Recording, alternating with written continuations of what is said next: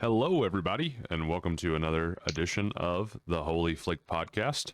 Um, you are joined by me, Cannon King, your host, and also your co-host, Seth Scott. Hey everybody. I'm glad to be bringing you guys another week of movie love.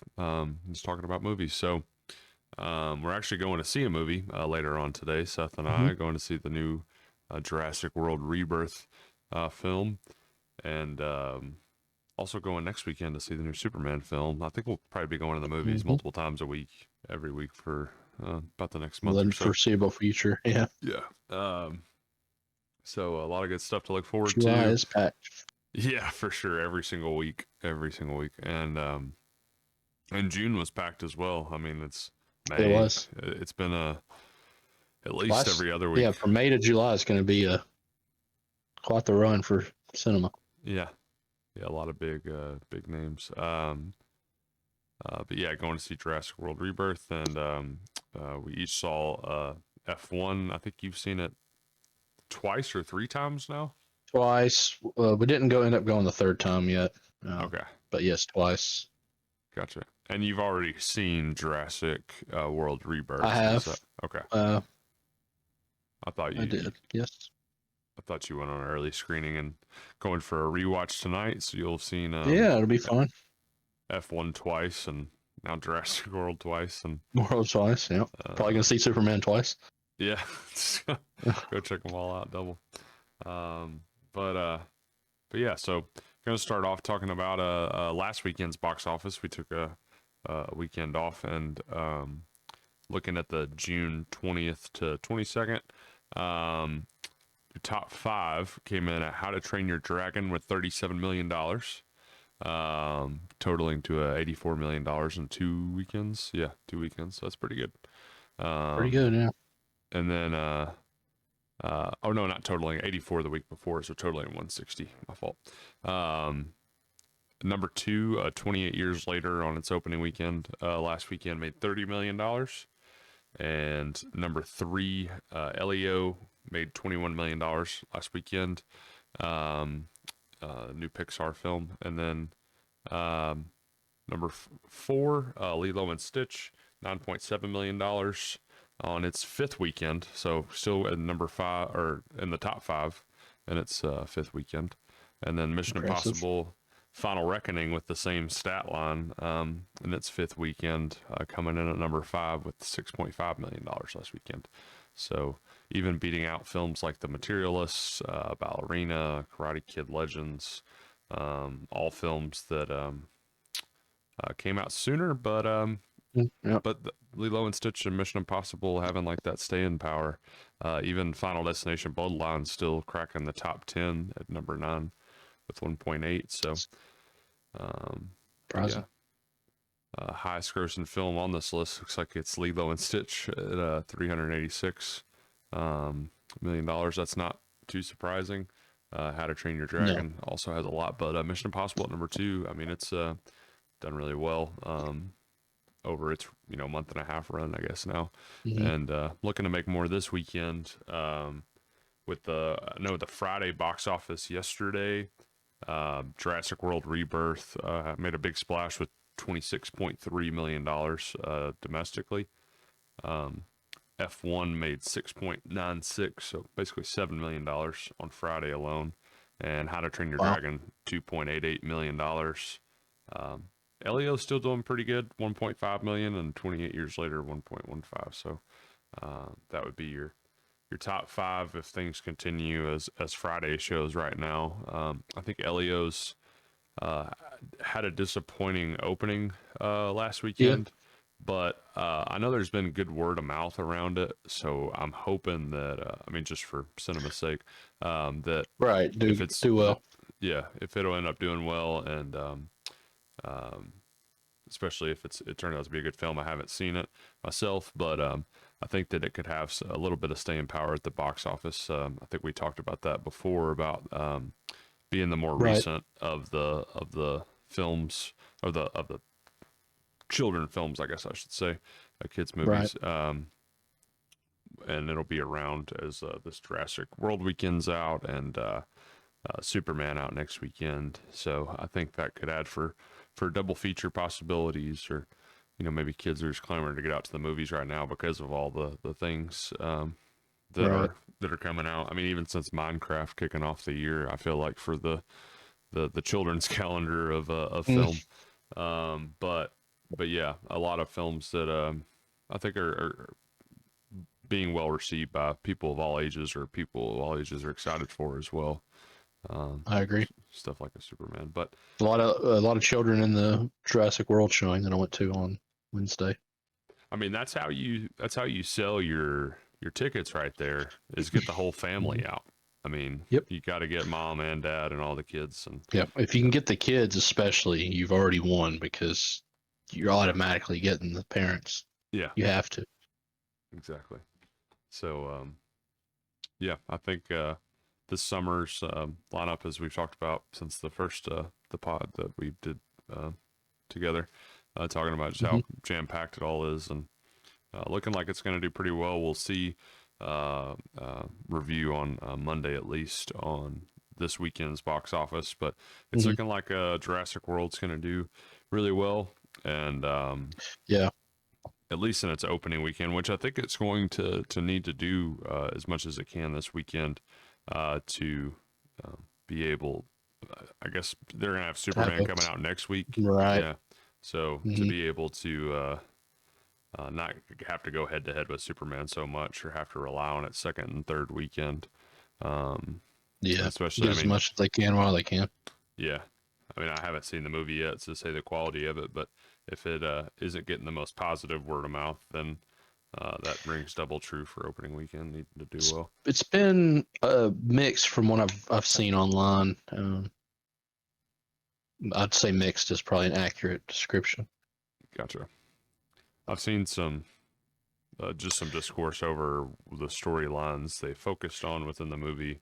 I guess to say Yeah, groups of people that they follow rather than others, or a lot of attention given to areas that weren't shown in the trailers. Maybe is yeah, the main it's thing kind I've of a seen. misleading from the trailers.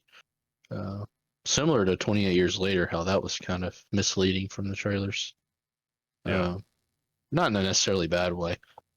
I think if I was just, I'm not going to review this movie because you haven't seen it, and we'll just wait. But Yeah. I think if I'm ranking it on in the Jurassic Park universe, it's probably, let's see, it's above Fallen Kingdom and Dominion, which are the latest two before this. It's better than those. I don't think it's better than the Jurassic World, the original, or Jurassic Park, the original. It's probably in the like the 3 or 4 range. That's not bad. I mean, Lost World is pretty good, just not my favorite. A lot of people hated Jurassic Park 3. That was an absolute disaster on production. If you ever want to look into how bad that was, it's one of the worst movies on production of all time. The director just like was wanting to get this done at all costs, even if it cost him future work. But several rewrites and whatnot. But I think it was 3 or 4th best, probably 4th. I mean, I'll just say that I liked it. My daughter loved it. Everybody in the theater loved it that I was in, anyways. Oh, I that's could see awesome. where there were some issues, obviously, but uh, for me, it's just about the dinosaurs when I go see these movies. Like if I could see a bunch of them, like I don't understand why people. I understand wanting a good story. I get that, but at the same time, like we're here. You're here for a specific reason, really. At the end of the day, Yeah, I think it's it's funny just you one say of it. those Just random ones. But yeah, saying it's just about the dinosaurs. I talked with a friend at work the other day, and that was pretty much what it came down to for us. He was saying he's a big fan, and I said I really enjoy the first one. After that, I like them pretty good. Um, but first one's hard never to been the beat. biggest fan. But I just said, at the end of the day, I do love dinosaurs. So I guess that's what keeps me coming back for these films. Right. Um, I think as The far fact that as they did exist at some point is yeah, part of the appeal. I feel like. and just imagining what it would be like to have humans and dinosaurs mixed in together is Right. interesting. Terrifying. But yeah, it's just a cool what if type Right. situation. But um, I think the want for maybe a better story overall Hmm. is just for like the world building of it, but also like for the characters, like having them be characters that you feel attached to. So when the Right. suspenseful moments do take place, you feel more suspense. I think once you feel like those characters, or they become likable to you. So I think that goes along with the story. And just having it not be like just dinosaurs only. We're just gonna Right. we will have A million dinosaurs, dinosaurs. or some new Right. dinosaur you've never seen before, and I think you I'm can kind of do. over that as well. Yeah, Just the whole like, I mean, let's see, all the dinosaur Jurassic hybrid. Worlds. Yeah, all the Jurassic Worlds featured some kind of hybrid dinosaur. Maybe not Dominion. I don't know if that one had that or not. I think they didn't, but Well, didn't they have like a yeah. water one, or was that different? Different movie. And Dominion, Yeah, I haven't seen Dominion, to be it honest with you. wasn't like a hybrid. No, Okay. no. I just remember there being one trailer. There was some huge. I That's don't the know. mosasaur, Okay.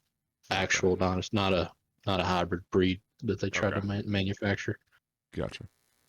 Um, But I am yeah, excited about seeing it though, especially in Dolby. I think it'll be right. a cool experience. Absolutely. Yeah, just a guy's night out. Getting to watch it, so it should be a great time. I'm excited to see it, and we'll give her a more of a in-depth review, I guess, later on once we've both seen it. And Right. I think give a that's 30 better. second Yeah. review.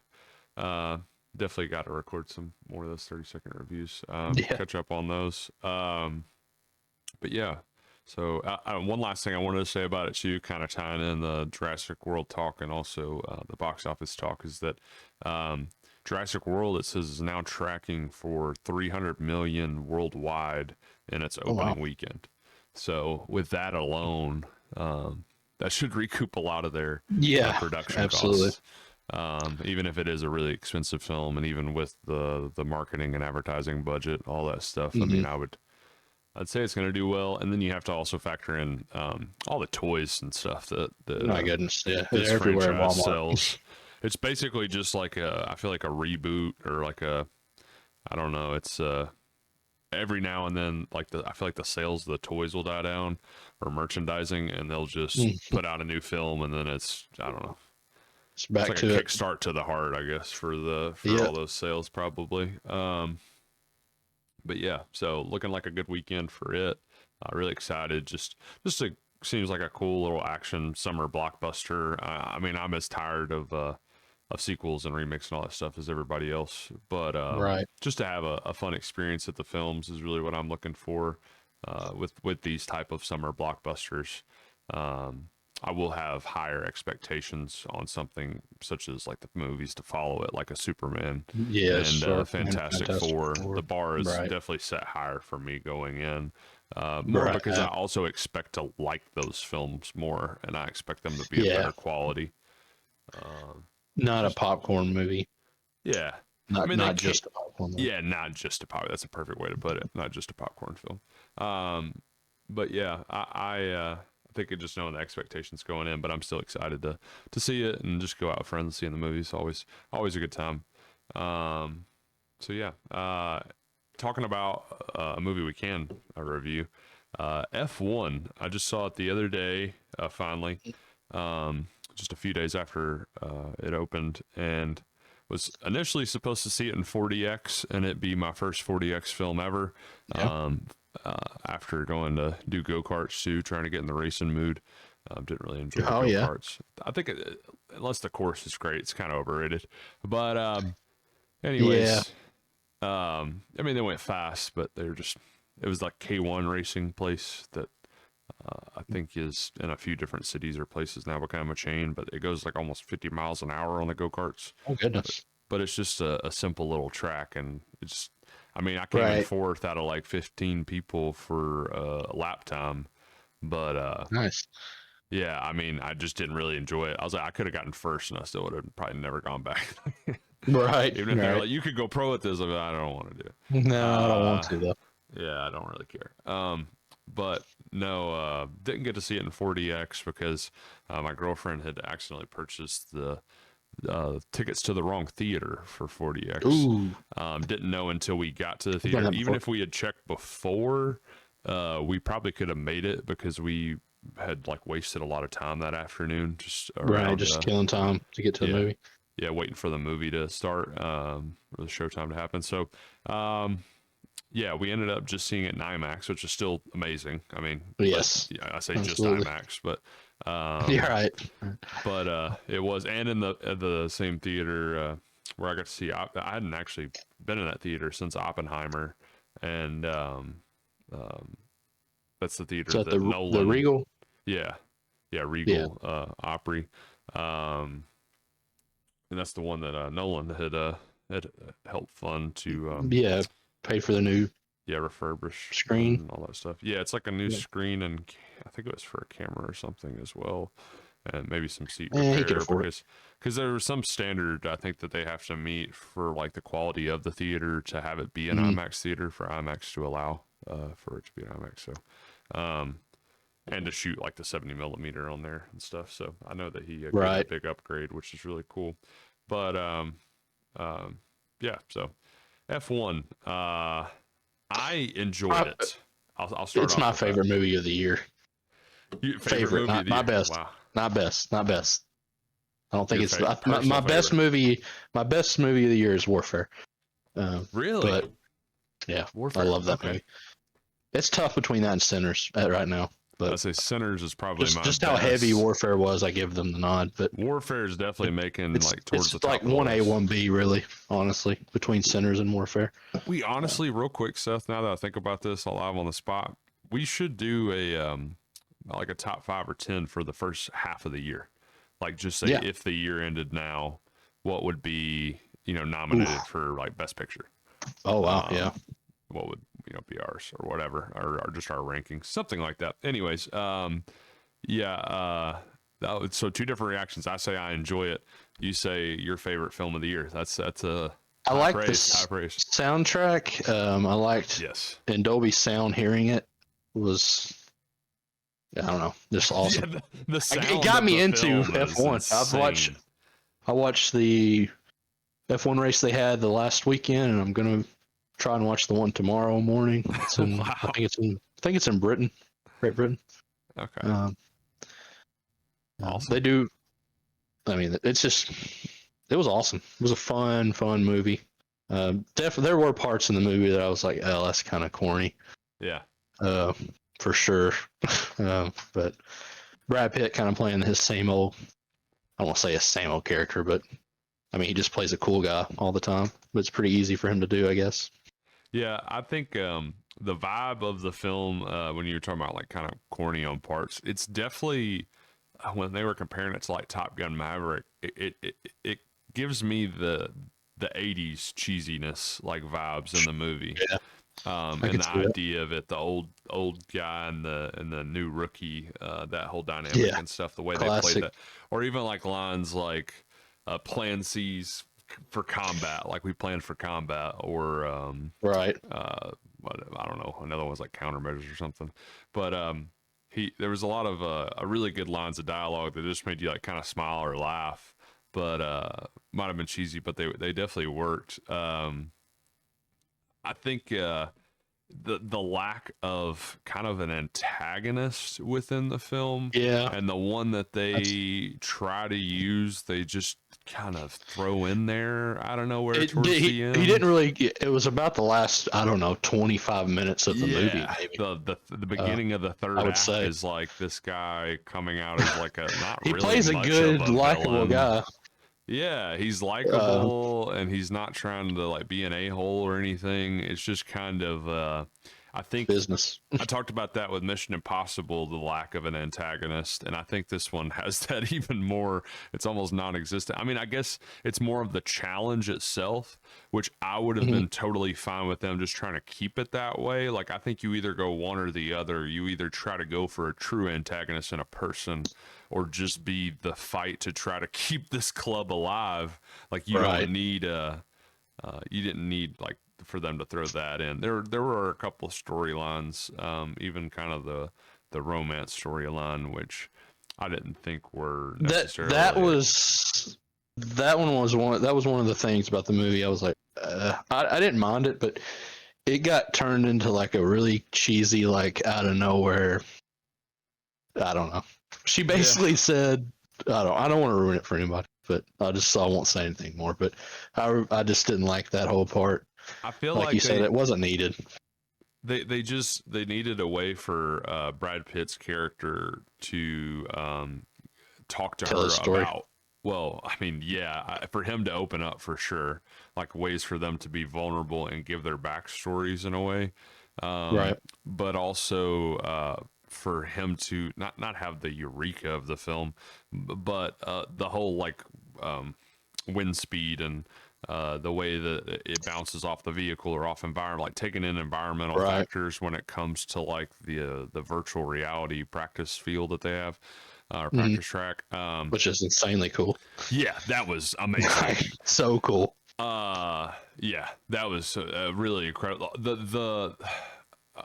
Last thing I want to say about that was I feel like that was a way that they were like, okay, for them to interact, we're gonna have to make this romantic in some way. They couldn't just keep it Yeah. professional. I felt like, but Sure.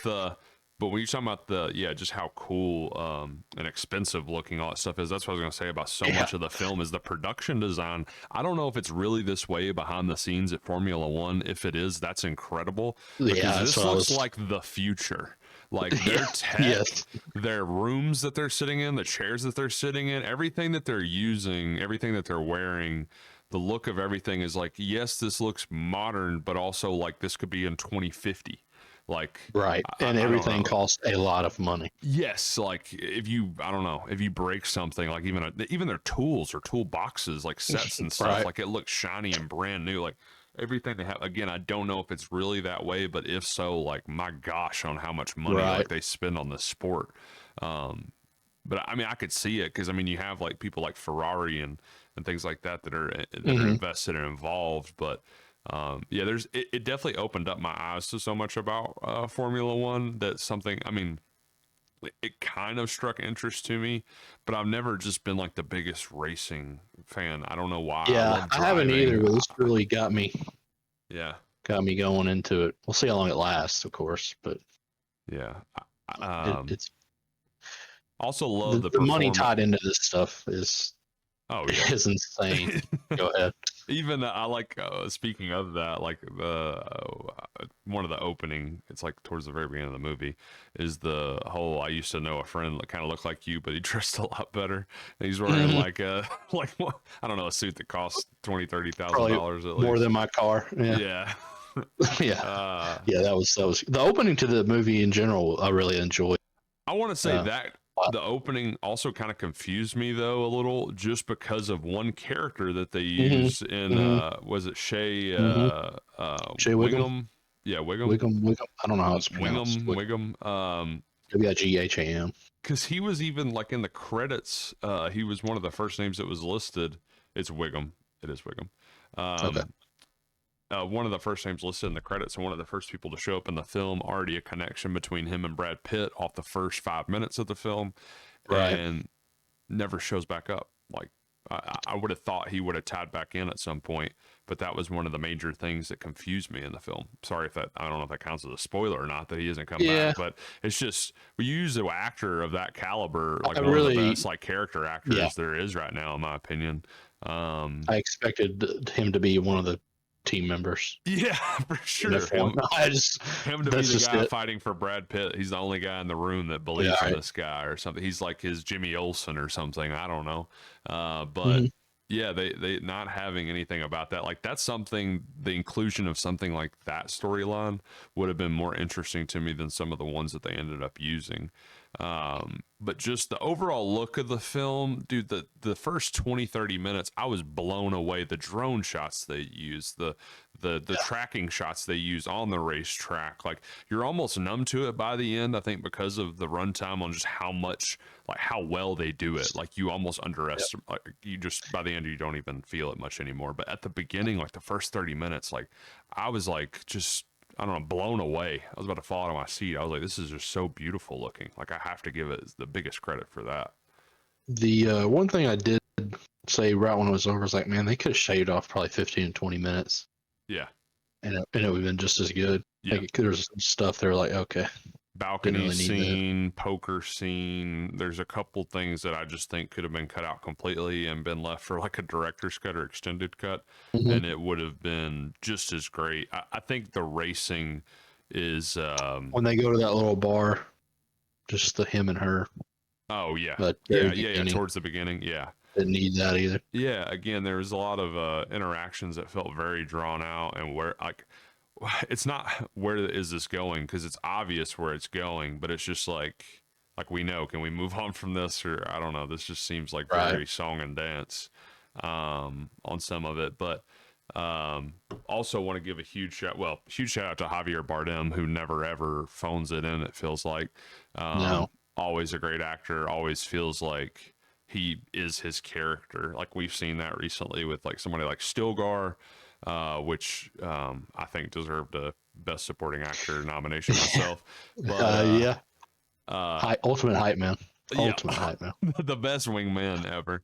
And then also in something like this, he brings like a warmth and a gravitas, as weird as that sounds and as auteur as that sounds. But I agree. he really like Outside of one role he played. he feels like the cool uncle that you've never had before, and Right. and he plays his roles just so well. Like in this, he just seems very genuine. He comes across that way at times. You think there may be something like more maybe You feel kind of sinister bad to for him a lot. but I yeah, don't know why. he's kind of the rich loser. And Yeah, it's hard as it is to like somebody like that. You would think, oh, how could you feel bad for a guy that yeah, has all this money? But you Yeah, do. and it's also all on the line, though. It's all in this film. So I mean, he's the investor of the team. So, and that's what got me curious too, is the whole teams aspect within the movie. I never knew anything about like that, or I guess I you did can just not know that invest. either.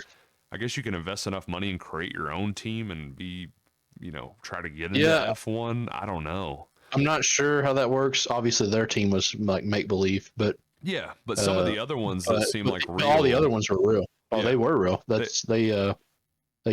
had Lewis Hamilton in the movie, who was also a producer, Yeah, who was I an knew F1 about- driver. yeah, which is Verstappen. awesome.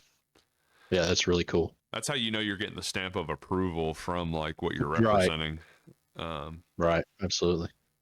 But one more thing on performances was I think it's Damson Idris, the guy that plays the Joshua in the film, the rookie. Right, the rookie. Did a phenomenal job, like from Yeah, start to finish. I thought so. I thought they did well with his character.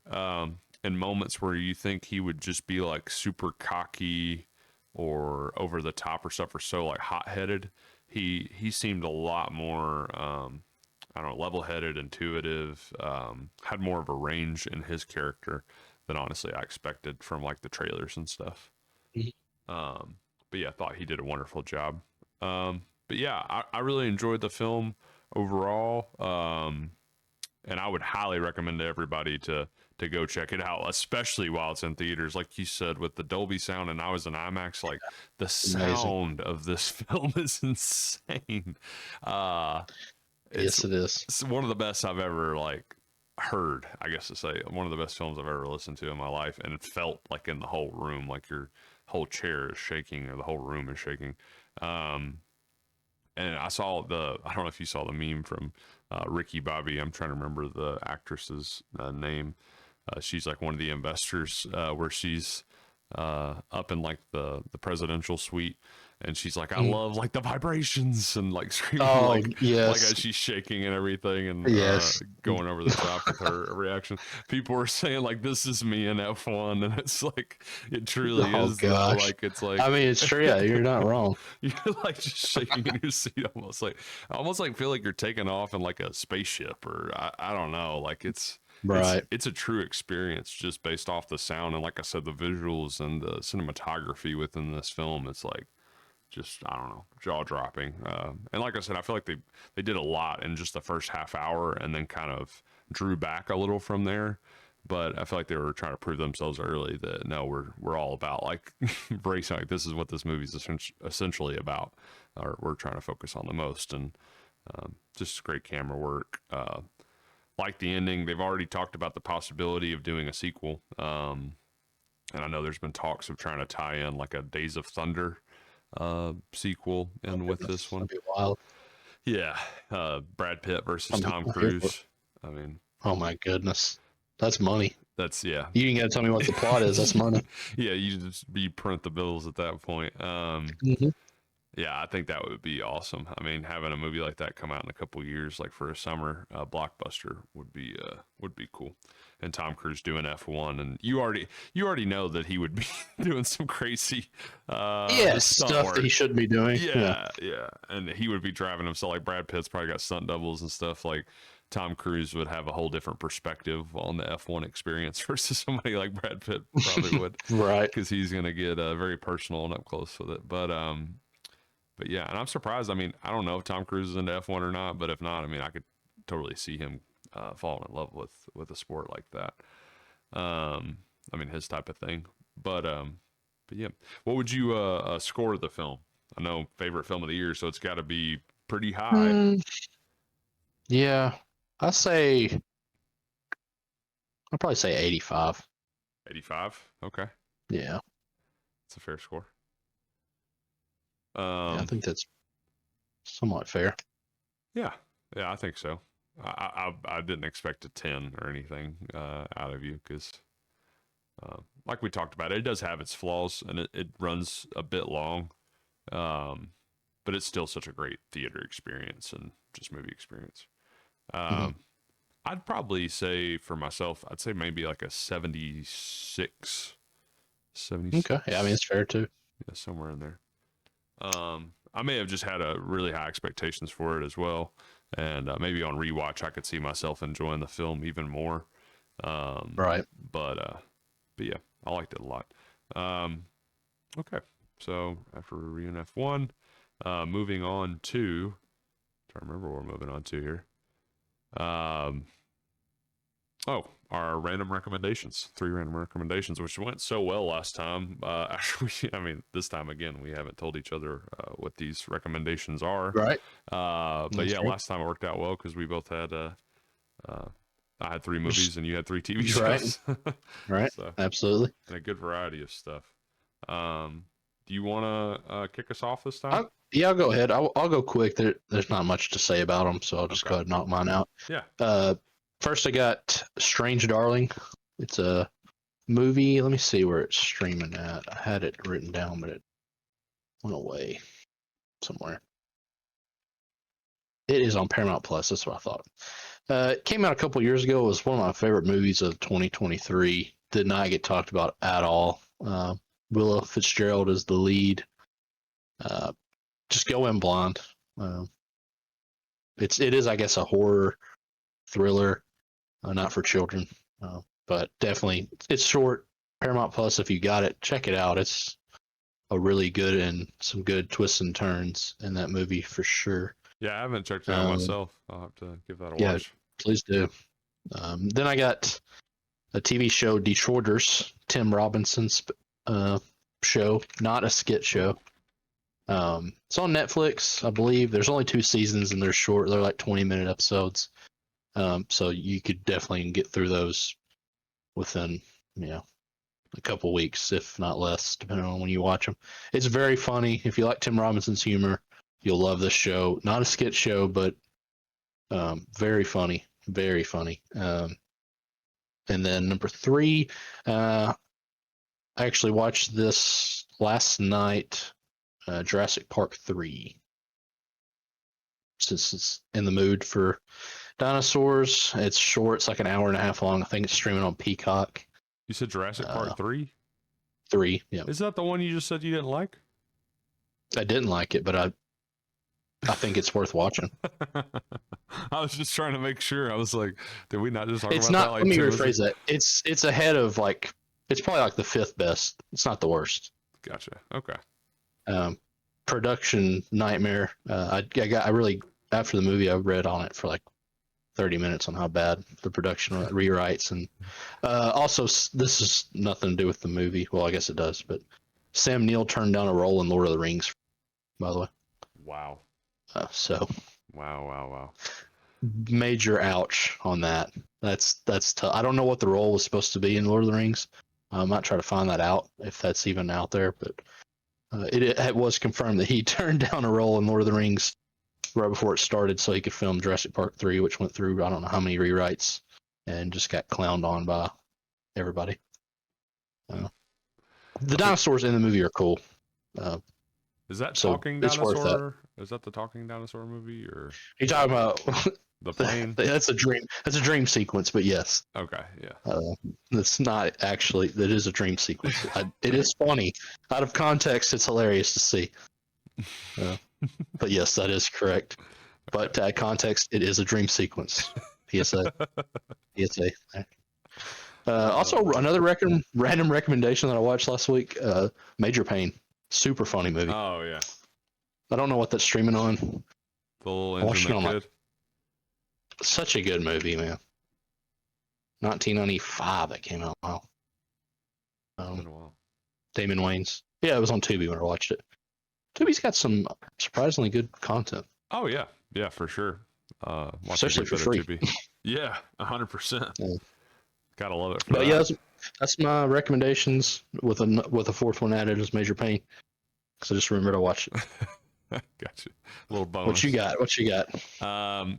Number one, just because I had to recommend this to a couple people at work that I couldn't believe had not seen this film, and I'm starting to think maybe not enough people have seen this movie, is The Prestige. It is it is on Hulu, starring Hugh Jackman and Christian Bale. They play opposing rival magicians. I don't know the time period. I want to say it's probably like maybe 16, 17, 1800s, somewhere in that long range. Yeah. I know that it's like that sounds right. Pre-industrial, maybe even actually. I'm gonna go back and say it's more like early 1900s. Now that I'm thinking about it. Yeah, because that sounds more accurate. Yeah, because there's there's a Nikola Tesla in it. What am I thinking? Acting like I don't even know the movie. But anyways, directed by Christopher Nolan.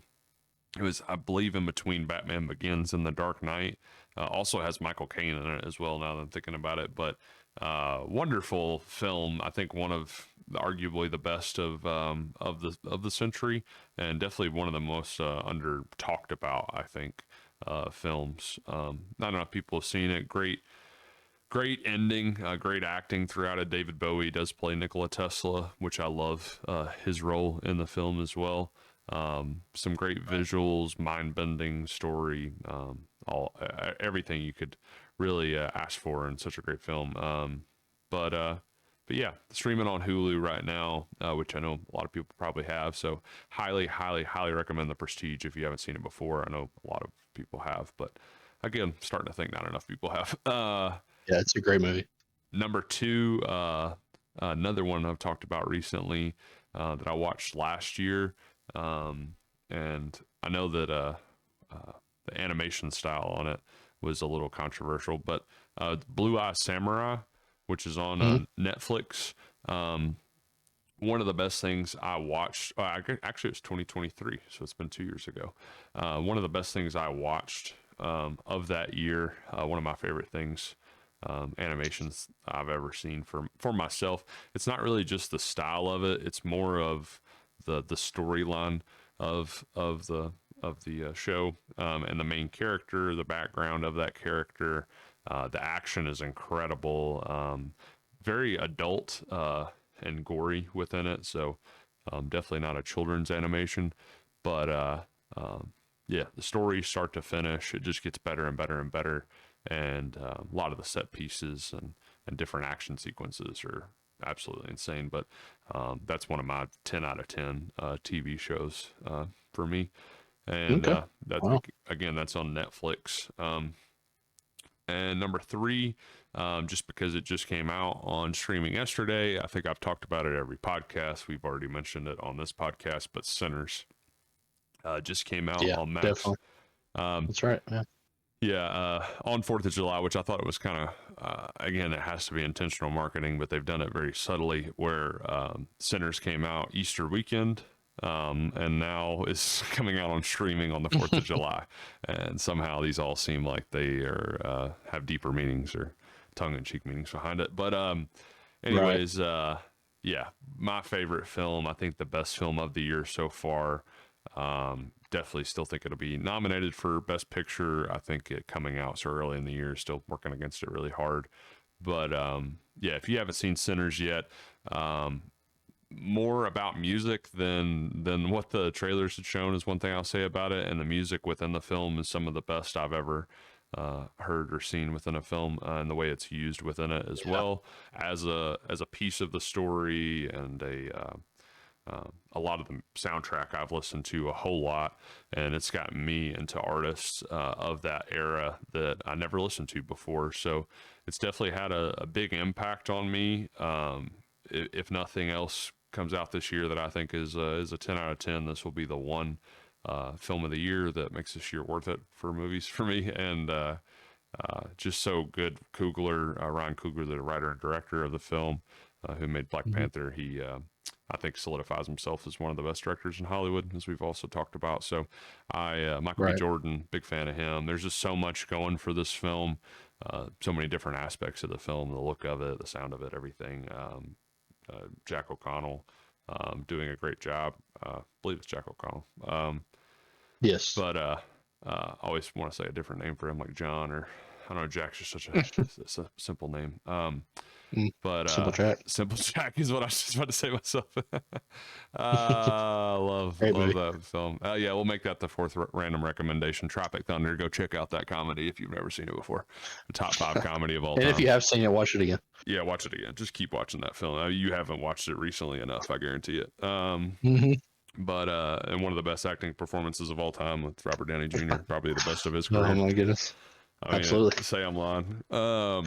But yeah. So Prestige, Blue Eye Samurai, Prestige on Hulu, Blue Eye Samurai on Netflix, Sinners on Max, and Tropic Thunder. We're gonna have to look that up. Um, I use justwatch.com, by the way, for anybody who wants to find out where movies are streaming. Paul Patrick, to give him another reference on this podcast. He's the one that actually introduced me to this website, and it's been the biggest lifesaver. Tropic Thunder is streaming on Canopy and Hoopla for free. That is. Yeah. It's also showing it's on Paramount Plus. Okay. Okay. So Didn't know Paramount that. Plus, of course, you can rent it on Prime, but there you go. So some good random recommendations. I also gave one TV show in Blue Eye Samurai. It's my first show to try to recommend. So and I think we both gave a show. So Yep. yeah, if anybody watches any of those or piques anybody's interest and they go check them out, please let us know. Let us know what you think. Yeah, even if we're wrong, please tell us that we have terrible recommendations. We're terrible. Yeah, we have the worst taste in movies and shows. We're awful. Which I wouldn't disagree. No.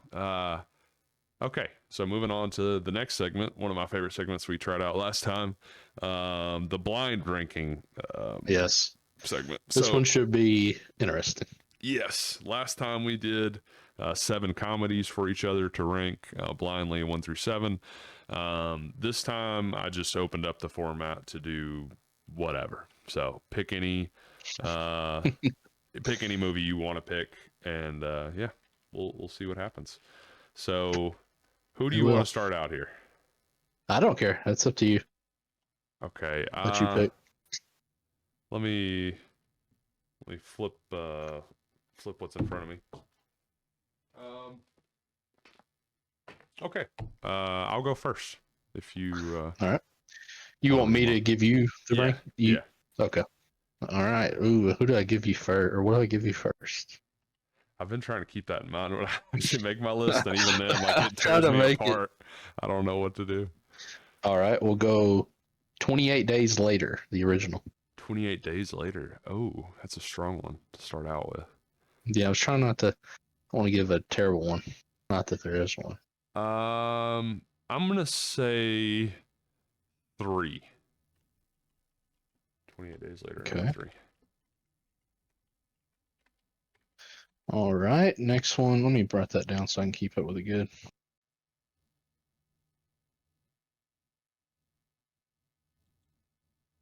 Okay.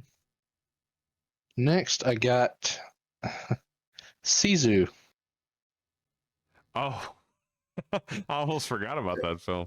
I did Oh, too earlier. It kind of just fell into my mind. I An love that. insanely wild movie. Over the top. It's for anybody Yeah, who doesn't to know. say the least. It's I think one of the producers of John Wick or something helped make that Something like that, film. yeah.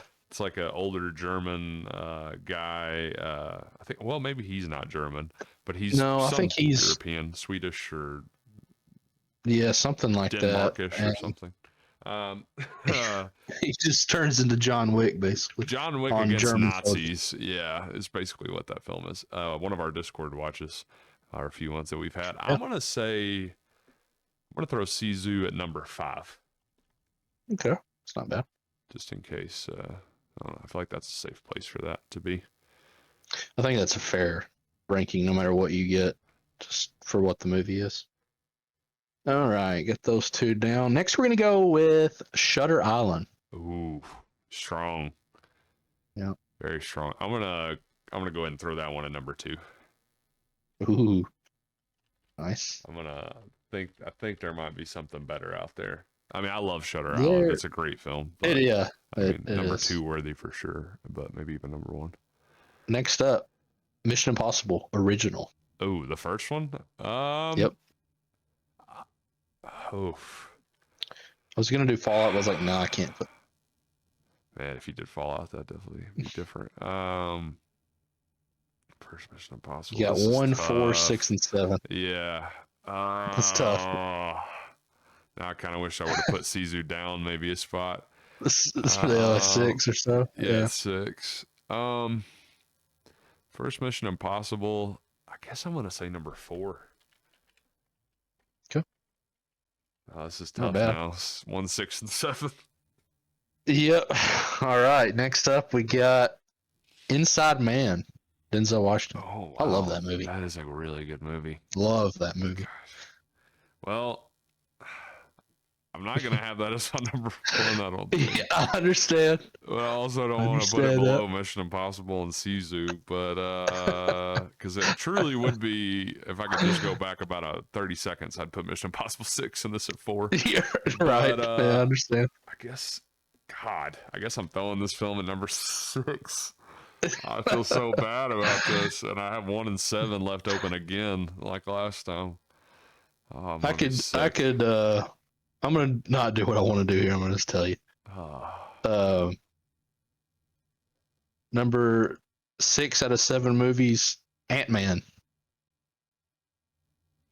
The original, obviously, not sequels. I mean, I do actually enjoy that first Ant-Man movie. Pretty good. But I'm gonna have to say 7 and punt it to the last one. I understand. I wanted to hold it, but I was like, I'm not doing it. And your number 1 movie, Once Upon a Time in Hollywood. Oh wow. So you got a good 1-2 punch there, I think. That made my list kind of worth it. Yeah. Again, I probably really got a pretty good top 4, honestly. Yeah. MI maybe. I top 3 for sure. Again, if I could go back, 3. I would have put Sisu. Well, Sisu might. Well, it may even be 7. It and Ant-Man would be 6 or 7, and then I'd put Inside Man at number 4 and Mission Impossible number 5.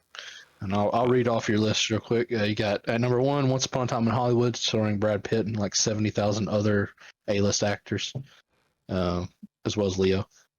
Number 2, Shutter Island, starring Leo. Number 3, 28 Days Later, Killian. One of his very first. I don't know if it was his first, but one of his very first. Number 4, the original Mission Impossible movie. It came out in 5 or 6. I think it was 96, I believe. Number 5, Sisu, follows an ex-soldier pretty much killing Nazis, which is cool. In every way imaginable. Yes, in very brutal ways. Number 6, Inside Man, starring Denzel and Clive Owen. Insanely underrated movie. Yeah. I love that movie so much.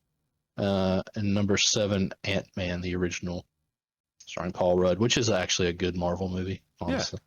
It was. Don't let the 7 fool you. It's just how it is. Yeah. Comparative to the rest.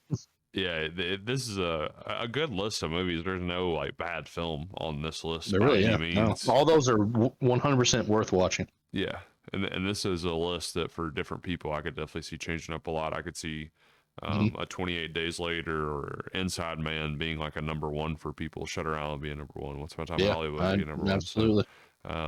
and Sisu being maybe a personal favorite of some people. What's really It was funny, fun.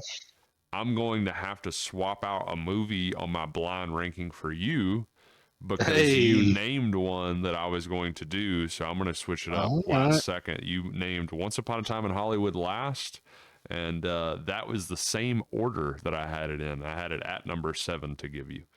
To give me, wow, But now I'm going to take it out, throw that's in something else, and then swap up the unplanned, order. folks. Unplanned. Swap up the order. Yeah, totally unplanned. So again, as soon as you said that, that's what double shocked me. It was like, oh wow, I get it at number 1, but also, oh wow, I also picked that movie.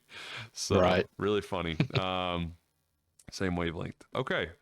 Like I said, I'm happy with that list somewhat. Some stuff I'd change around, but Yeah, my top not a bad 3, one. I'm satisfied. Um, Absolutely. all right, here we go. Starting out All right. strong at number 1 pick is going to be Transformers: Rise of the Beasts. Okay. We did go see this together. We did, yes. That was a fun experience. That's a tough one. I'm gonna put that one at. I'm gonna put that at 5. I'm afraid. Okay. I feel like I'm gonna regret that. Okay. Transformers: Rise of the Beasts. I think Number I'm gonna 5. regret that. I think you'll like the list I gave you. All right, number 2 pick, Boondock Saints. Oh, 2. 2. Okay. Yes, I love that movie. All right. The original, right? Not the sequel. Yeah, the original Boondock Saints. Boondock Saints. All right. Number 2 for that. Third pick, The Nice Guys. Number 1. I don't have to. I don't care what comes after. I probably will, but I don't care. You're satisfied. I think you'll be fine with that. I may have gave you an easy list this time or in the order. I don't know. Number 4, we're going Flight Risk. Ooh. That's. Man, I'm gonna put that at 6. 6. I didn't really. Wait. You've got Transformers: Rise of the Beast at 5. You got 6 and 7 open right now. 3. You have 3, 4, 6, 7. Okay, I had to double check what you called out because I was thinking of a different movie. That's going to be at number What? Sorry, you cut out. 7. 7. Okay. I had to check if that was the movie I was thinking of, and it was. So yeah, that's going at 7. The Mark Wahlberg. Yes. Nothing wrong with that movie, but yeah, that's goated. Honestly, y'all need a pilot. I probably said that 100 times. Good marketing for them, really. Yeah. True. Okay. All right, so I got 3, 4, and 6. 3, 4, and 6 open right now. Yeah. Okay. Again, this might have been an easier list than I imagined. Okay. At number 5, we're gonna go Dunkirk. 4. 4. Okay. Yeah, I did like that movie a lot. That's fair. 10. I got 3 and 6. 3 and 6. I think it's All going to work out well for you. For the 6th pick, we're going to go The Lion King remake. Oh, 6. I didn't hate that movie, honestly. I took my daughter to see it. She loved it. The soundtrack was all right, but it was just like, why did we make this movie? What'd I get at 3? What'd you get at number 3? You're going to be really satisfied with it, I think. All right. At least I'll know I didn't put it at 6. I hope. Or be happy that I didn't put it at 6. Fall Guy. Oh, baby. I could have put that at number 1, honestly. Yeah. So you have. And it wouldn't hurt me. You have Ryan Gosling as a guy twice on this list. You have him and The Nice Guys at number 1. Insanely good movie. Boondock Saints number 2. Fall Guy number 3. Oh, I love that top 3. Dunkirk number 4. Okay. Transformers: Rise of the Beasts at number 5. All right. Lion King remake, which I probably should have said the original, but number 6, and Flight Risk number 7. I'm pretty happy. The only thing I probably would switch was Flight. I'd probably swap Flight Risk and Lion King. Yeah, I still thought those were the But bottom honestly, two movies on the list, but next I'm time fine with those. I'll have to try to torture you a little bit more next time Yeah, because this put one, me through it. yeah, this one I think you picked about the places I expected. To be Right. honest, so You don't need a pilot. don't need to- I can't believe I can't actually. That came out this year too. That's what's crazy. yeah, Seems like a eternity ago. yeah, it feels like it's been a while. Okay, one new game. That was fun. Yeah, that was a good time. I enjoyed that. I think we both made a good list, and both of our I do. top threes were really strong. Yes, banger top threes. Nice Guys, Absolutely. Boondock Saints, and Fall Guy, and then you got Once Upon a Time in Hollywood, Shutter Island, and 28 Days Later. Like those are all Yeah, just those 6 movies would be bangers. absolutely recommended by anyone, I believe. Yeah, for sure. I like that. Fall Guy that got work recently just talked to me about that film and how much they loved it, and still they have the same reaction as us every time they listen to "I Was Made for Loving You" by Kiss. It's Awesome. It's Fall Guy thoughts every time. Yep. And made them love that song. Same thing where they didn't really care for Kiss, and then that one song alone is Right. it's all timer now. All time. But yeah, so really good list. I think you made the orders a little bit better than me. Like I said, I have to work on that for next time, but we'll definitely continue Trying to trick each other. Yeah, definitely try to continue doing the blind rankings lists. Really enjoy doing these. So yeah. All right, so now we're gonna try another new game, but it's something I've seen happen before in the past, but then it just came to mind. Is the higher or lower IMDb score game? So a movie pops up, 2 movies pop up, and then you choose one of them, whichever one you think has the higher rating, and that movie will go up against a new movie that just randomly pops up. Usually they're pretty close to each other. Sometimes like a pretty good gap where you can guess, but sometimes pretty difficult. So I just thought you and I could each play around and see who can get the best streak going. So just see who gets the longest streak. So just a test of our IMDb knowledge, which I think you and I both used it pretty frequently over the last decade or more. Right. So we should be pretty good at this game, but maybe I don't know. Are we going off when you say IMDb score? What are you? So the audience score. Okay, the IMDb rating, like out of 10. Yes, out of 10. Okay. And I've got it pulled up, so I can read it off for you, and then do the same for myself. And yeah. Okay. All right. That's good. Do you want to start out first? Yeah, I'll go first. Okay. See how long this lasts. First one. This one's already kind of hard. Hacksaw Ridge or Mission Impossible: Rogue Nation. What has the higher IMDb score? Oh gosh, I know what should have the higher one. I'm gonna say Hacksaw Ridge. Hacksaw Ridge. Okay. Yep. It's at an 8.1. Rogue Nation 7.4. So a 0.7 difference. Wow. All right. You got one. That's really high for Rogue Nation. Yeah, that is. It's not a bad movie, but I'm just surprised it's that high. Yeah, it's a well liked Mission Impossible film. All right, Hacksaw Ridge or American Psycho. I'm guessing the Christian Bale one. Yes, Christian Bale. Or no, yeah, because the other one wasn't called American Psycho; it was just called Psycho. Yeah. Man, that's kind of tough. 8.1. There's no way it's higher than 8.1. I'm gonna stick with Hacksaw Ridge. Hacksaw Ridge. That's probably a good. Yeah. I'd do the same thing myself. American Psycho at a 7.6. So you got 2. Oh, I think because it's older. I didn't know it did this. So actually, it kept American Psycho this time. So it's I guess if it gets 2 in a row, then it gets rid of that film.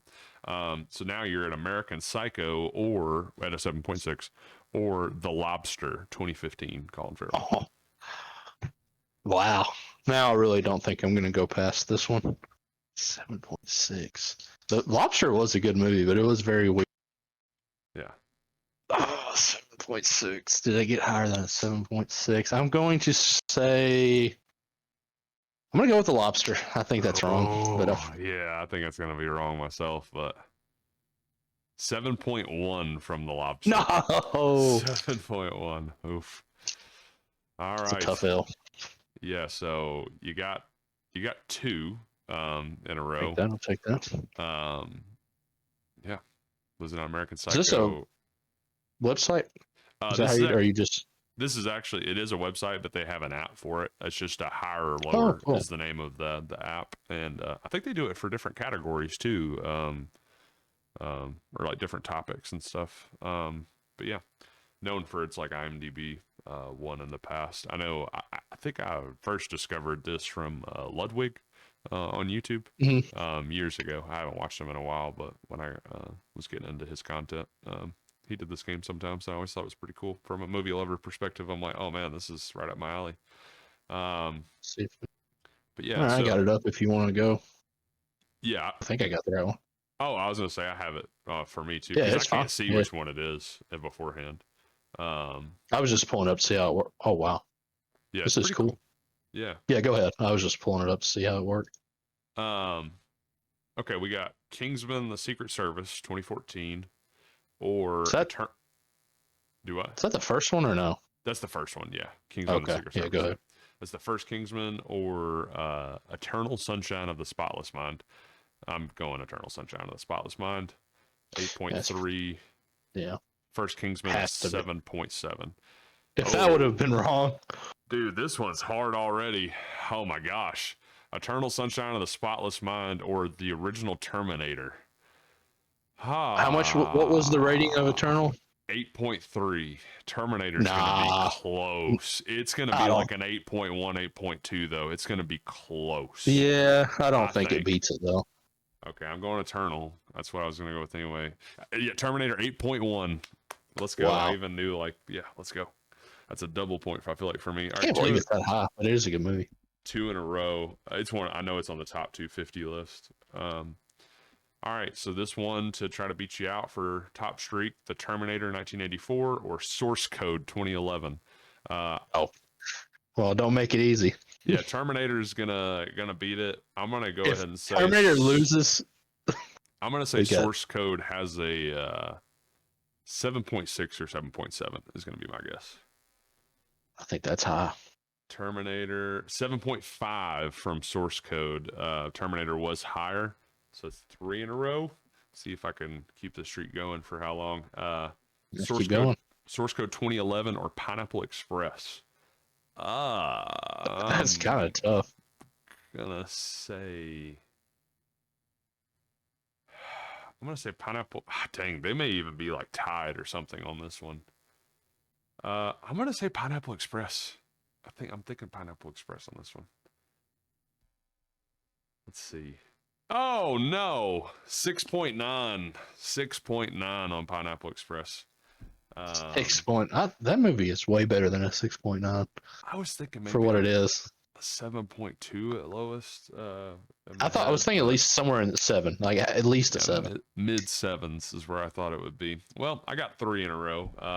Take it. Nothing too impressive from each of us, but yeah.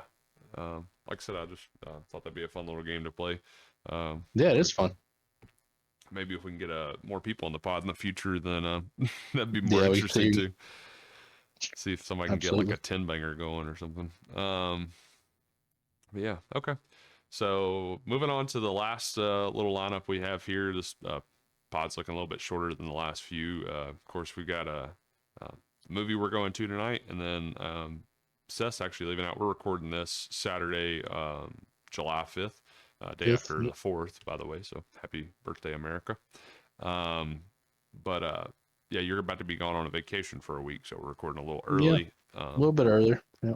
Just in case people were wondering why, we've done the box office weekend roundup because we can by Sunday afternoon when we're normally recording, they have that information out there, but we're without that right now, so we are recording this early, but yeah, making the pod a little shorter this time. People may appreciate Mhm. that too, but yeah. So Yeah, they might. moving on to some news, the last kind of segment. First, just want to talk about Superman coming out next week.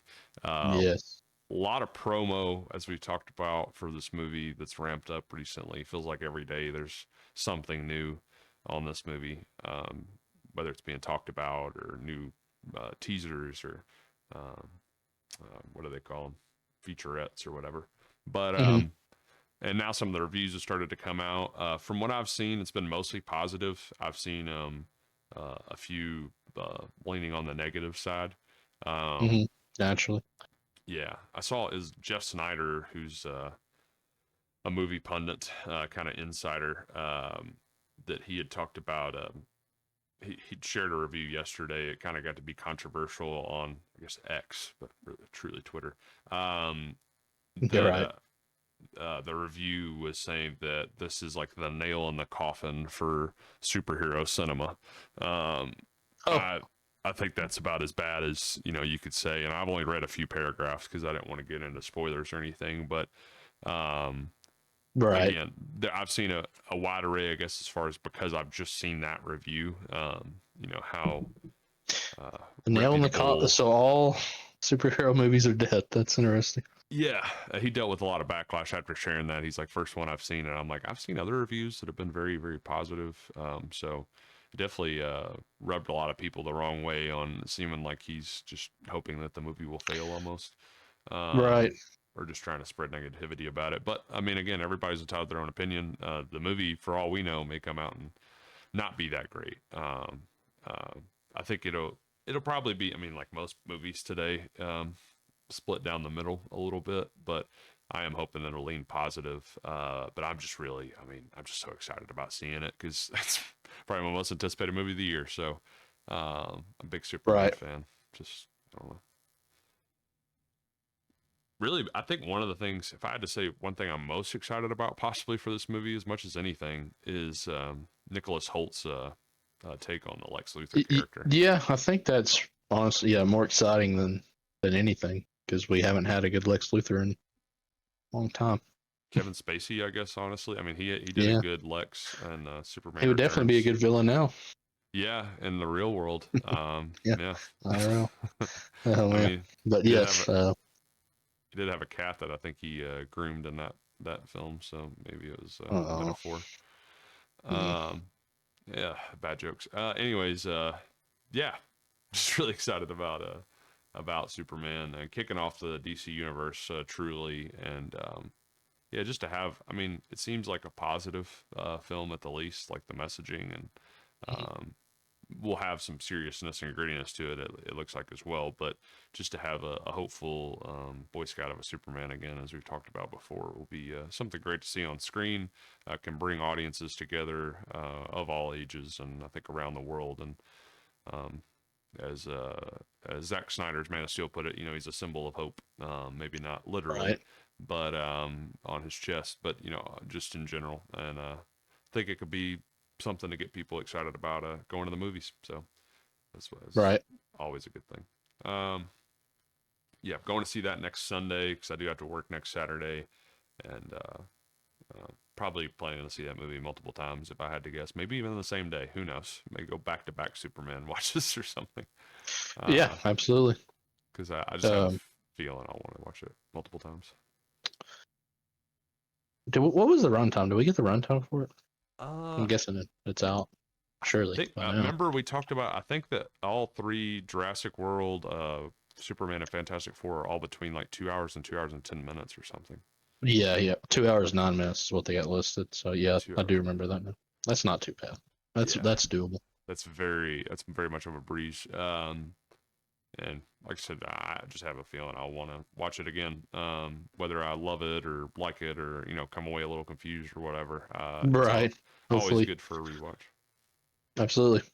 Um, yeah, so can't wait to talk about that on our next podcast for sure. Review that film, yeah, everything about it. Just um, yeah, excited. All right, number two on the news.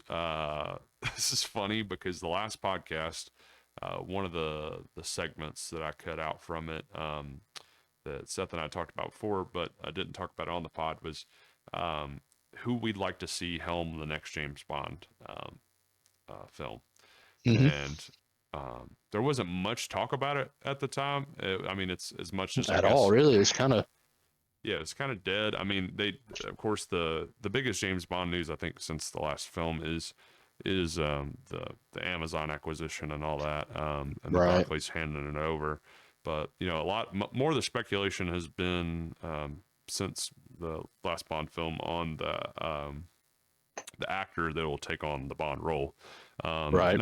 Not as much about who would helm it, but the reason we kind of cut it out was, I mean, I just felt like there was only a few names, I guess, that And were right, and we hadn't heard anything in months. yeah, a long time. And the people that we were gonna pick probably would not be names that we would expect.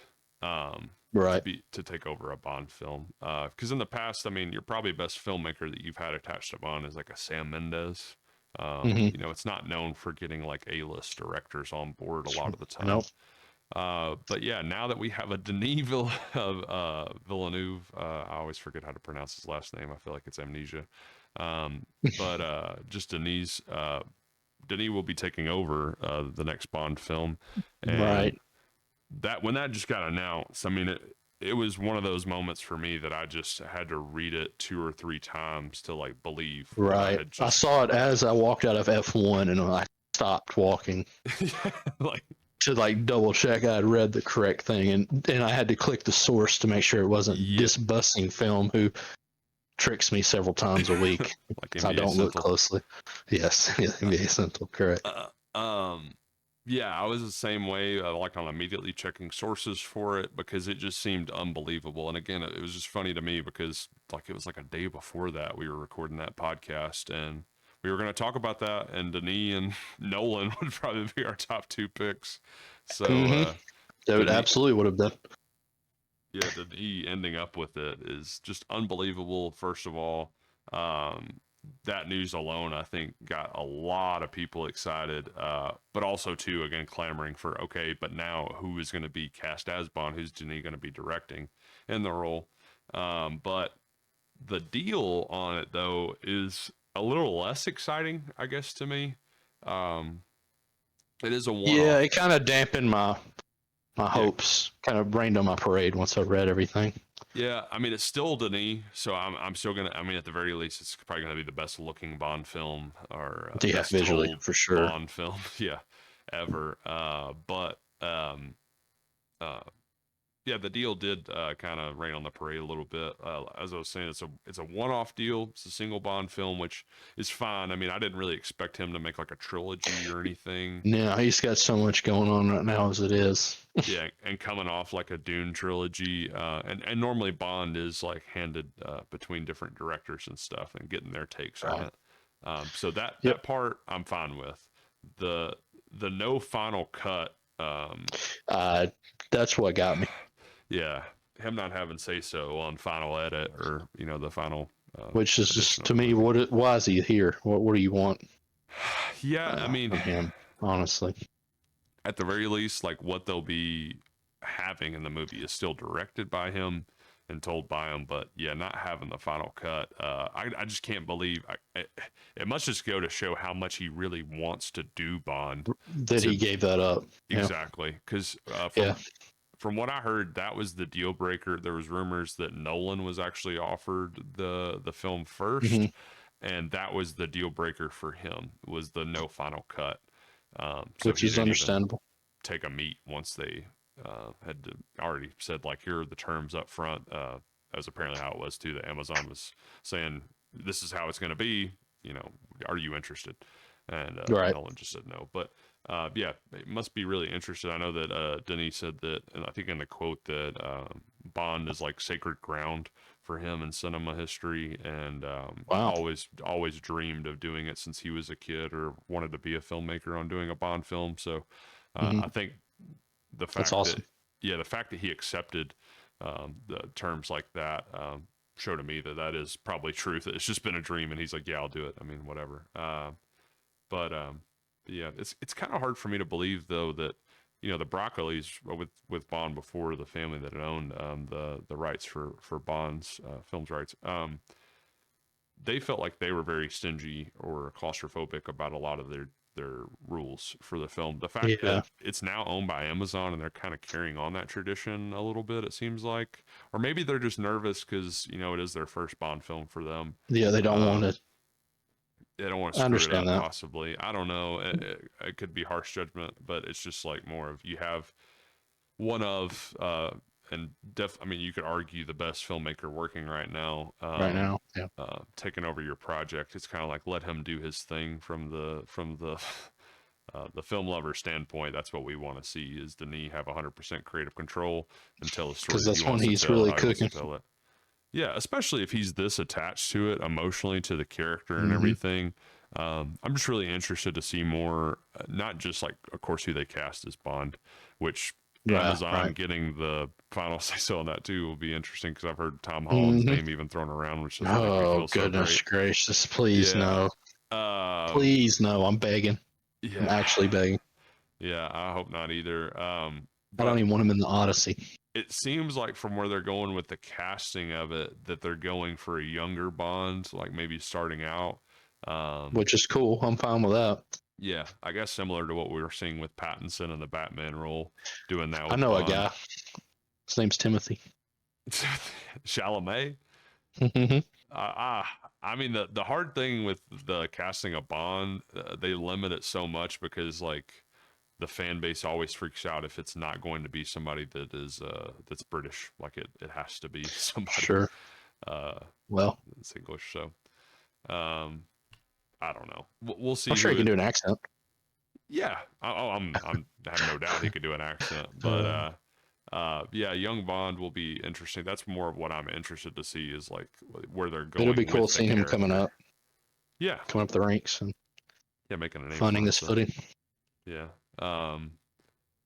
But yeah, so it'll be interesting to see how all that turns out, but just blown away by the fact that he is going to do it. And this also gives me hope too that maybe he'll kickstart like a trend for this new Bond franchise where we will get more people of Denise caliber coming in Yeah. and directing. I mean maybe if in the second one if they gave Nolan creative control over it, I don't know, or just directors like I say that are all-time directors, giving them a chance to tell their Bond film, I think uh, will be really cool. Right. You know, if he can do it, then I think a lot of other people will jump in. It's almost like an A-list actor coming into like the MCU or something early, where other people are going to follow just because they've done it. So maybe they'll get some great directors, and just can't wait to see this interpretation of the Bond character. And also, as we just talked about, another director, Christopher Nolan's Odyssey film, which comes out almost a year, uh, Mm. a little less than a year So, from now. Yeah, almost a year to the day. But yeah, his teaser trailer, which I haven't got to see yet because I haven't seen Jurassic World yet, but you've got to see it. I have. Um, It is short. It is teaser quality. I'd say it's probably maybe 20 seconds, maybe 30. Probably not. Um, but it's nice. I mean, it is what it is. it does what it needs to do, I guess. Right. It was. It was. I will just add this in because it was funny. There were several children in the Rebirth movie excited to see the movie, see the dinosaurs, and we did the whole Nicole Kidman thing, and you're like, all right, well, movie's starting. She's done. That's when it starts. But that's when they played the Odyssey teaser. Was after her, Ah, and yeah, kids were unruly. They were like, "What is very this?" confused. Yeah, they're like, "No." But then the end of the movie came on. I just thought that was funny. But the trailer, the teaser trailer, it was cool. I mean, I'm not going to spoil it because you probably want to see it live tonight. So, Yeah. but it is, Um, it's nice. Like it says, it's a year from now, which is not now, a little under. But it was cool. You don't see that like ever. I thought that was really cool. The only time I can remember this being done is another Nolan project, and that was Interstellar. It had a Oh teaser yeah, that played, and it was like 1 year from today. And great I movie. just remember that first teaser. And um, I mean, if this is anything like pretty much all Yeah, Nolan films, I mean, the cast in this seems absolutely insane again, almost like following absurd. up Oppenheimer, where he can just pick out anybody he wants in Hollywood. Yeah, and they'll do it. Yeah, I mean he's the guy I think right now. They're like, yeah, Yeah, and has been for a while. But I mean, I even said that the other day. Like it's starting to get to the point that you can, um, I feel like, argue Nolan name being at the top of the best directors list. I mean, he can go toe to Yeah. toe with just about anybody, even if you wouldn't choose Nolan. I think he's done 10 films, is what I was counting up the other day, or I guess you can count the following too, the Right. first film that he did. But yeah, just put out some of the greatest works of our lifetime, no doubt about it. And yeah, I mean that's my most exciting part of the Odyssey. I mean, I'm not the most excited about Matt Damon as the main actor either in it myself, Yeah. but I mean he did so great in Oppenheimer. Never once had any issue with him in that film. So I mean, again, it's Christopher Nolan directing, so I'm going to put my faith fully in Yes. him. The same thing with like a Tom Holland, like which a lot of people love to hate on. It's and even myself do sometimes. I do. Yeah. It's Nolan directing him, so I trust. It's like it's Yeah, as simple that's as true. that. It's the same thing for me. Like I don't want to see Tom Holland as James Bond. I really don't. But if Denis is directing him, like he's gonna be better just based off that alone. I think he's the maestro that's going to get the most out Sure. of his actors. I think Nolan's going to do that too. Super excited. I love the Odyssey story. I've always loved it. I mean, since I first read it, It is. in Mr. There Bentley's was class. a last year. Yeah, you're talking about the Saw it. Ray Fiennes, the Yes. Return or whatever it's called. Yes. I went to see that in theaters, Really good and ratings, it I was think. it was really good. It's got 66 Metascore, so not bad. Fan rating 6.2, so it's 6.2. average, a little bit Yeah, The above Return. average. It is called The Return. Uh, it's And slow. It's not. There's like no action really, but it is the slow build it gets to is really nice. yeah, I it's think. um there was also that TV miniseries, The Odyssey Story, which I know we watched in one of my classes in high school, Mhm. which is really good. As I'm looking it up right now, it's a 1997 miniseries. It's got Armand Asante is the main actor in it. Um, which is this guy not? Oh yeah, he's in a lot of mob stuff. Uh, yeah, he plays Odysseus. That's pretty cool. Also, oh, Eric Roberts. If you don't know who that is, he plays Maroni in the Dark Knight movies. Kind of silver Mhm. hair. He's In the also in Justified. Expendables. Yeah, Justified, Inherent Vice. He's been He's in in a lot of stuff. all kinds of stuff. Yeah, it Character looks like actor. He's been in Law and Order. Christopher Lee was also in this miniseries. So What hasn't he been in? yeah, it's only 2 episodes. It says, but I know they're an hour and a half apiece, so kind of just a two-part or Yeah. 2 movies. But I remember watching that and that being really good. I just always loved the Odyssey story, and I kind of similar to like what I was talking about with the Prestige. I'm being surprised on how many people haven't seen that film. Apparently, similar Mhm. to the Odyssey story, where I just assumed that everybody knows the story of the Odyssey because Right. it's so Yeah. central to the history of storytelling, and I don't Hmm. know, in history itself, it's so ingrained. So, um, I love that story. I always feel like I compare my life all the time or my days at work to the Odyssey is what it feels like a lot of the time. I think it's a good way to view kind of how life can be for me. So yeah, I'm super excited. I mean, Christopher Nolan and the Odyssey story, the cast he has. I mean, what's there not to be excited about with that movie? The Exactly. Just the period cat. piece. Just that alone, you tell me, and I'm like, okay, I'm in. Yeah, similar to what we talked about with Brad Pitt, Tom Cruise racing Formula One film. Okay, that's all I need to know. Don't have to show Yeah, me I'm a in. trailer. Don't have to. You don't have to When's it sell come me. out? I'm sold. Just tell me the When's it idea. come And out? let me purchase my tickets. Yeah, super excited about that. Last topic. Just wanted to talk about the Michael Madsen passing away just a couple days ago, and then followed by last night, I believe it was, with Julian McMahon passing away, known for his Yeah. Doctor Doom Two really performances. good guys gone. Yeah. Also, Nip Tuck. Yeah, Nip Tuck. I guess what he's mostly known for. Yeah, that's probably his most known. For me, I it's Doctor Doom. But yeah, okay, fair uh, enough. two great actors. Both kind of great about the same times too. And like the 2000s is I guess kind of their Right. come up, or even the 90s and stuff. But yeah, two great actors and passing away back to back days. It was just really sad to see, and just wanted to give shouts out to them. I mean, two legends within their craft and within the industry for sure. Mhm. Michael Madsen, it was funny just being talked about the other day at work because a friend of mine watched Reservoir Dogs on rewatch Oh yeah.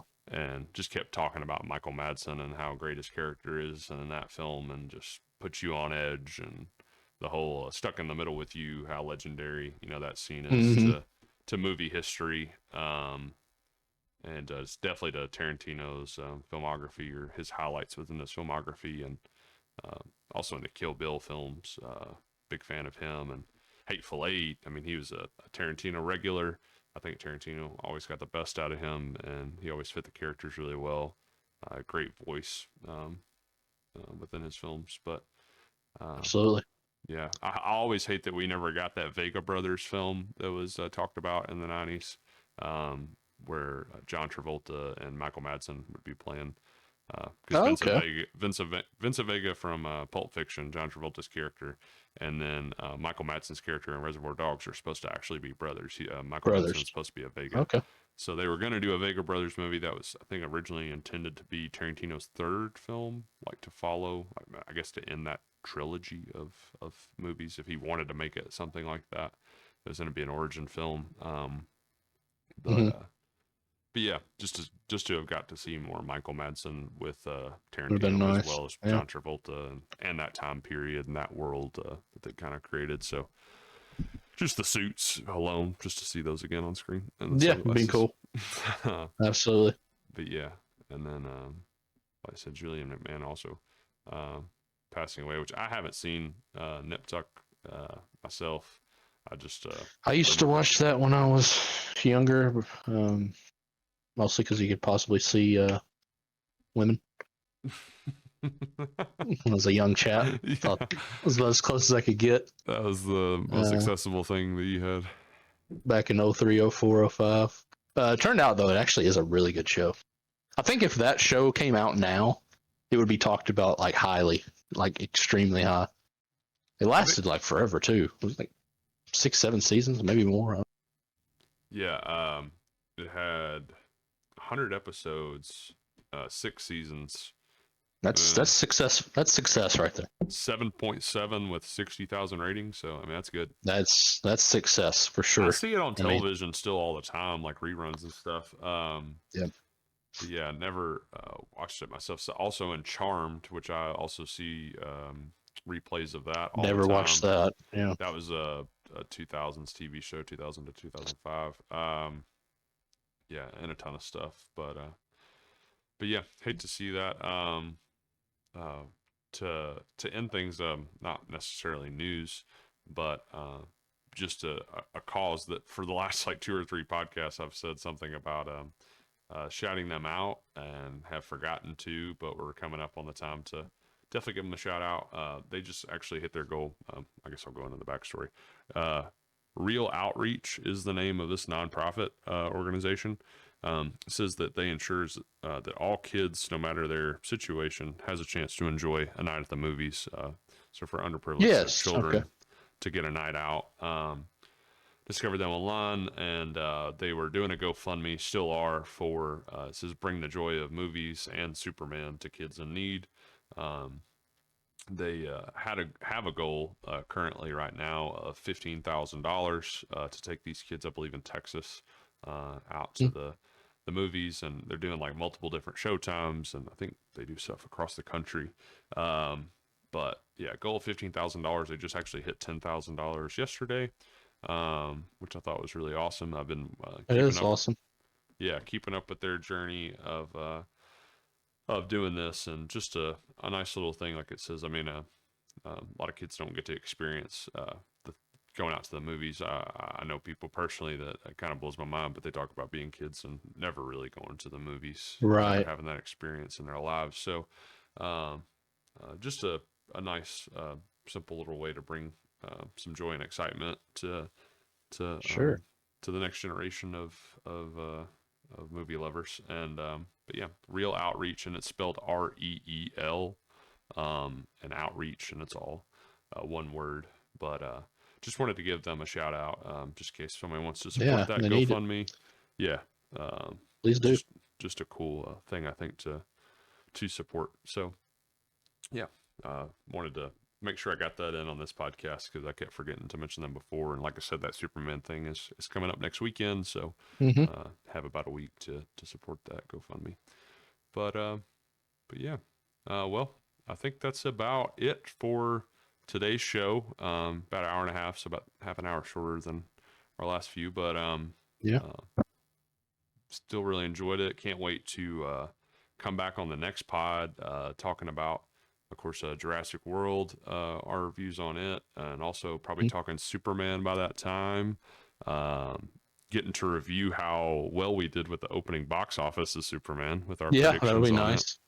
I'm excited about that. Yeah, just a lot to be excited about in the weeks to come, and I'm sure we'll watch some other things. I'm 2 episodes in on The Bear right now, the new season of it. So would like to probably have watched all of the season by the next time we talk on the pod too. So I think there'll be a lot of exciting things to talk about. And of They course, absolutely should have a lot of content to yeah, cover. yeah, for sure. A surplus, and then still doing our fun segments of random recommendations and blind rankings. I think those Blind two things rankings. are definitely here Blind to rankings stay. super fun. Yeah, really We love can doing that, and it doesn't have take fun too with that. long. No, it doesn't. We both have a pretty wide palette as well, so we can pick a lot of different things. But yeah, I'm just still trying out other segments, such as like I enjoyed the higher lower game. Yeah, that was fun. Hate that we didn't perform our Didn't best dominate. Yeah, right. as well as I hoped for, but still a lot of fun. And like I said, just trying to be both informative and entertaining for everybody. So thank you everybody for listening to another edition of the Holy Flick podcast. We'll be back with you guys again here soon.